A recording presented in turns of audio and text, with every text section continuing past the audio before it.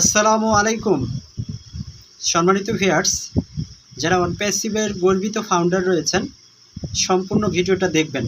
ভিডিওটা কেউ স্কিপ করবেন না। কিছু গুরুত্বপূর্ণ আলোচনা করব, খুবই গুরুত্বপূর্ণ কিছু তথ্য দিব। মনোযোগ সহকারে ভিডিওটা দেখবেন, ভিডিওটা কেউ স্কিপ করবেন না।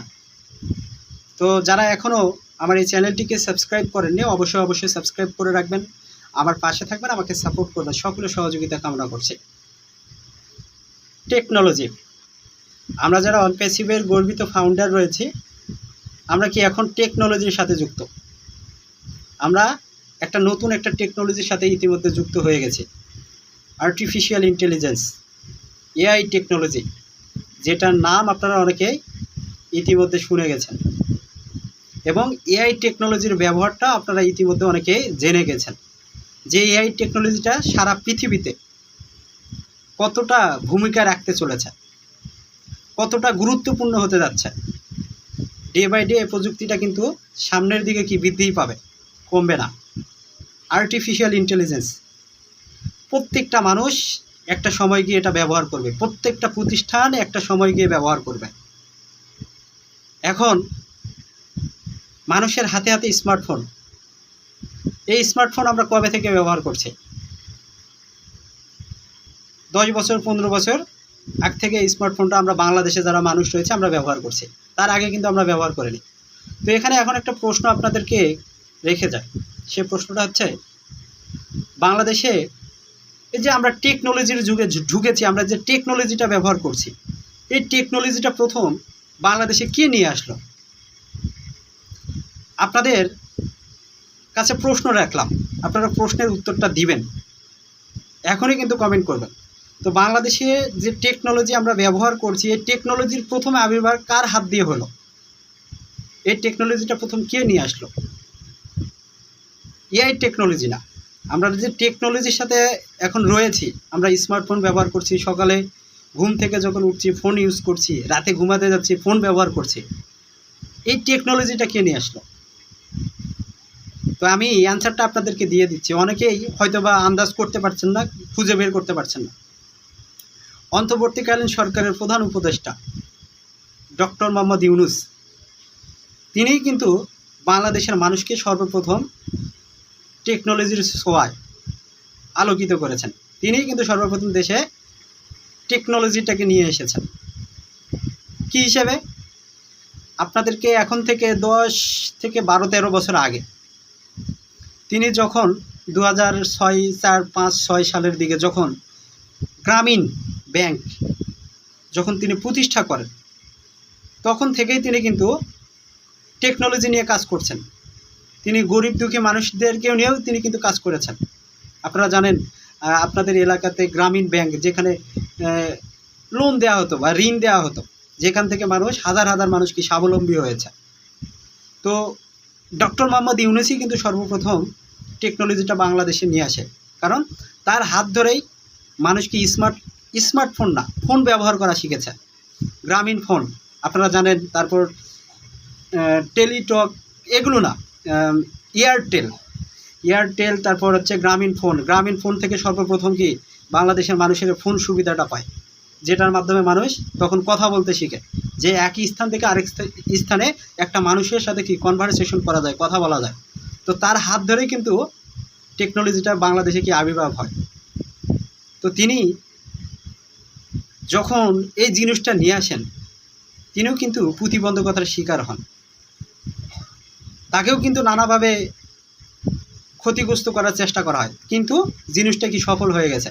তো এখন দেখুন, সবাই আমরা ব্যবহার করছি গ্রামীণফোনের সিম ব্যবহার করেন না?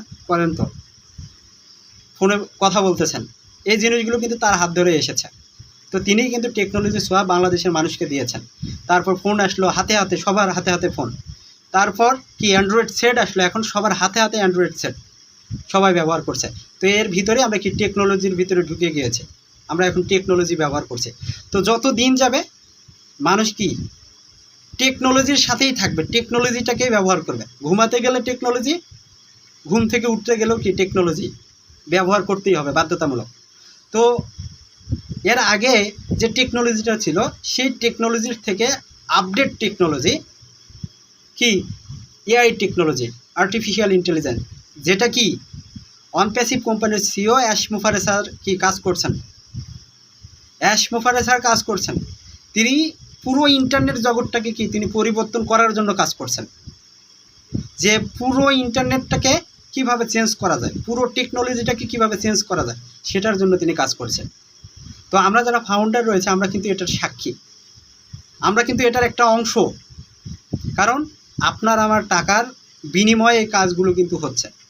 স্যার আপনার আমার টাকা নিয়ে কিন্তু পালিয়ে যাননি, স্যার আপনার আমার টাকা নিয়ে কিন্তু তিনি পালিয়ে যাননি, তিনি কাজ করছেন, পালিয়ে যাননি। অনেকে প্রশ্ন করবেন এটার বিশ্বাস গ্রহণযোগ্যতা কি।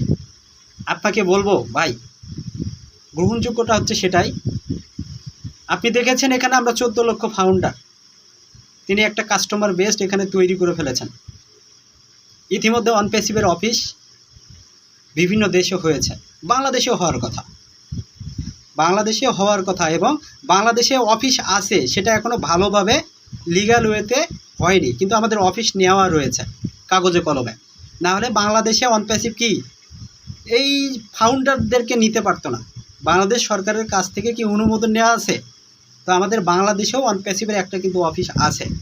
ইতিমধ্যে আমরা অনেকে জানতে পেরেছিলাম, শুনতে পেরেছিলাম উত্তরার আজমপুর নাকি আজিমপুর, মেবি এই দুইটার মধ্যেই হবে, সেখানে একটা মানিক মিয়া বা কি জানি একটা এভিনিউ রয়েছে, সেখানে আমাদের অনপ্যাসিভের একটা অফিস সেখানে নেওয়া রয়েছে।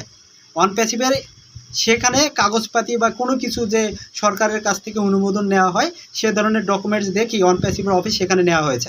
তো ইতিমধ্যে আমরা কিন্তু শুনেছিলাম, তো এখানে আমাদের প্রোডাকশন হাউস করার কথা, তো এখানে বিভিন্ন জটিলতা, বিভিন্ন সমস্যা, সরকারের বিভিন্ন বাধার কারণে সেগুলো হয়তো বা আটকে আছে, এখনও অফিসটা সেভাবে এখনও পুরোপুরি চালু হয়নি। তো ইনশাল্লাহ এটা চালু হবে, অনপ্যাসিভ একটা সময় এটাকে চালু করবে, কারণ অনপ্যাসিভের গ্রহণযোগ্যতা বাংলাদেশে তেমনটা নেই। অনেকে এটাকে স্ক্যাম মনে করে, অনেকে ভুয়া মনে করে, আমরা ফাউন্ডাররা বাদে। তো ভাই, অনপ্যাসিভ যে স্ক্যাম নয়, অনপ্যাসিভ যে ভুয়া নয়, অনপ্যাসিভ যে একটা এমএলএম কোম্পানি নয়, সেটার প্রমাণ আপনি কিভাবে পাবেন। আপনি দেখতে পাচ্ছেন অনপ্যাসিভের অফিস ইন্ডিয়াতে রয়েছে, হায়দ্রাবাদে, সেখানে সফটওয়্যার ইঞ্জিনিয়ার রয়েছে, প্রোগ্রামার রয়েছে, অফিসের বিভিন্ন পদে স্টাফ রয়েছে, তারা কিন্তু অক্লান্ত পরিশ্রম করছে, তারা কিন্তু কাজ করছে।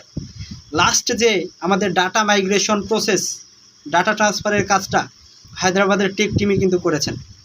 তো তাদেরকেও কিন্তু ধন্যবাদ জানিয়েছে আমাদের কোম্পানির সিও অ্যাশ মুফারে স্যার, তারা অক্লান্ত পরিশ্রম করে আমাদের ডাটাগুলোকে তারা সুরক্ষা করেছে, নিরাপদে নিয়ে আসতে পেরেছে, এজন্য তাদেরকে তিনি কি ধন্যবাদ জানিয়েছেন। তো ভাই, আমাদের অনপ্যাসিভের অফিস রয়েছে হায়দ্রাবাদে, তারপর আমাদের অনপ্যাসিভের অফিস রয়েছে সিঙ্গাপুরে, আমাদের অনপ্যাসিভের অফিস রয়েছে মিশরের কায়রোতে, আমাদের অনপ্যাসিভের অফিস রয়েছে আমেরিকাতে, আমাদের অনপ্যাসিভের অফিস রয়েছে কি দুবাইয়ের বুর্জ খলিফাতে। তো আস্তে আস্তে আমাদের অনপ্যাসিভের অফিস পৃথিবীর সারা দেশেই হবে, কারণ অনপ্যাসিভ পালানোর জন্য আসেনি, অনপ্যাসিভ এসেছে পুরো পৃথিবীটাকে পরিবর্তন করার জন্য, পুরো টেকনোলজিটাকে পরিবর্তন করার জন্য। তো ধৈর্য রাখুন, অপেক্ষা করুন, বেশি সময় নয়, আমরা খুব শীঘ্রই মার্কেটে আসব এবং সেই বাজারটা দখল করব, কারণ আমাদের হাতে রয়েছে ও কানেক্টের মতো প্রোডাক্ট, আমাদের হাতে রয়েছে ও একাডেমির মতো প্রোডাক্ট, আমাদের হাতে রয়েছে ও মেলের মতো প্রোডাক্ট, আমাদের হাতে রয়েছে ও নেটের মতো প্রোডাক্ট।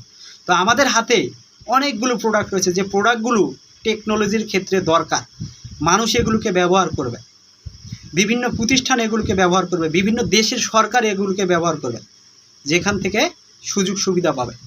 তো অবশ্যই অবশ্যই অনপ্যাসিভ কি ভাইরাল হবে এবং পুরো ইন্টারনেটটাকে পরিবর্তন করবে, সেই জন্য কি স্যার কাজ করে যাচ্ছেন, কাজ করে চলেছেন। তো সফলতার মুখ ইনশাল্লাহ খুব শীঘ্রই দেখব। তো ডক্টর ইউনূসের সাথে আপনাদেরকে উদাহরণ কিভাবে দিলাম, ডক্টর ইউনূস বাংলাদেশে টেকনোলজির ছোঁয়ায় বাংলাদেশের মানুষকে আলোকিত করেছে, তিনি ফোন দিয়ে মানুষকে কি কথা বলা শিখিয়েছে, তিনি টেকনোলজি মনে করেন তিনি নিয়ে এসেছিলেন বাংলাদেশে। তো স্যারের সাথে তুলনা কেন করছি, স্যার তিনি পুরো ইন্টারনেট জগৎটাকে নিয়ে ভাবছেন, তিনি পুরো ইন্টারনেটটাকে পরিবর্তন করবেন। তো কারো না কারো হাত দিয়ে কিন্তু এই পরিবর্তনগুলো সাধিত হয়। আর এই পরিবর্তনগুলো করতে গিয়ে বিভিন্ন বাধা, বিভিন্ন সমস্যা আসে, বিভিন্ন মোকাবেলা করতে হয়, ঝড়ঝাপটা আসবে। তো যে ঝড়ঝাপটাগুলো ইতিমধ্যে অনপ্যাসিভ কোম্পানি সিও অ্যাশপোপারে স্যার মোকাবেলা করেছেন এবং সামনের দিকে তিনি এগিয়ে যাচ্ছেন। এই জন্য আপনাদেরকে আমি উদাহরণ দিলাম ডক্টর ইউনূসের সাথে। ডক্টর ইউনূস একদিকে যেমন বাংলাদেশের মানুষকে টেকনোলজির ছোঁয়া দিয়েছেন, তো একদিকে স্যার পুরো পৃথিবীর মানুষকে টেকনোলজির ছোঁয়া ইনশাল্লাহ দিতে চলেছেন। আমাদের যে সফটওয়্যারগুলো আসবে, সেই সফটওয়্যারগুলো যখন মানুষ ব্যবহার করবে তখনই বুঝতে পারবে। আর আমরা যারা ফাউন্ডার রয়েছে আমরাও তখন কি বুঝতে পারবো। তো যারা ফাউন্ডার রয়েছেন ভাই, নো টেনশন করবেন না। আপনার কোন জায়গায় আপনি অংশীদারিত্ব নিয়েছেন, কোন জায়গায় আপনার ফাউন্ডার পজিশন হয়েছে, আপনি সেটা বুঝতে পারবেন। অনপ্যাসিভকে স্ক্যাম ভাবিয়েন না। আমরা স্ক্যাম কারা ভাবি? যাদের হয়তোবা টেকনোলজি নিয়ে ধারণা নেই, টেকনোলজি সম্পর্কে জ্ঞান নেই। আবার একদল ভাবে এরকম, কারণ বাংলাদেশে হাজার হাজার মানুষ রয়েছে যারা লক্ষ লক্ষ টাকা বিভিন্ন মোবাইল অ্যাপসে ইনভেস্ট করেছে, যে 10 সেকেন্ডের একটা ভিডিও দেখলেই ইনকাম আসতেছে, ইনকাম পাওয়া যাচ্ছে। 1 মাস 2 মাস 3 মাস পর আর কি খুঁজে পাওয়া যাচ্ছে না সেই কোম্পানিগুলোকে, বাংলাদেশ থেকে কোটি কোটি টাকা পাচার করে নিয়ে যাচ্ছে। এই জন্য অনপ্যাসিভের প্রতি মানুষকে বিশ্বাস হারিয়ে ফেলছে। এছাড়া অনপ্যাসিভ 6 বছর ধরে কাজই করছে, ইনকাম তো দিচ্ছে না ফাউন্ডারে, এই জন্য বিশ্বাসটা কি উঠে যাচ্ছে মানুষের উপর। তো ভাই, যে কোনো কাজ সহজেই কিন্তু হয় না। এদের স্যার এত বাধা মোকাবেলা করছে, স্যার ও কানেক্টের মতো প্রোডাক্ট ইতিমধ্যে তৈরি করছে, তো এগুলো তো বিশ্বাস করার মতো। এখানে তো স্ক্যাম হওয়ার কোনো কিছুই দেখছি না। আপনারা যদি চিন্তা করে দেখেন ভাই, ইনকাম আপনি পাবেন, ইনকাম নিয়ে যে আপনি টেনশন করছেন।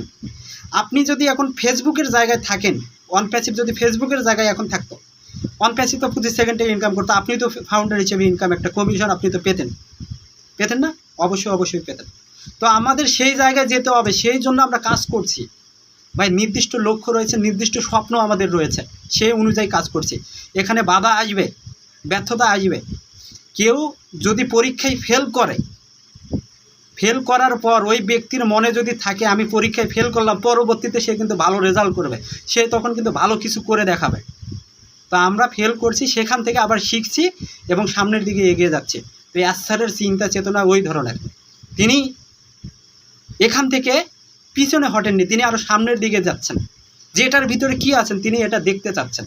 তো যারা ফাউন্ডার রয়েছেন হয়তো বা আপনারা আমাদের কথাগুলো বুঝতে পেরেছেন। তো আমরা অপেক্ষা করব, বেশি দিন অপেক্ষা করতে আর হবে না।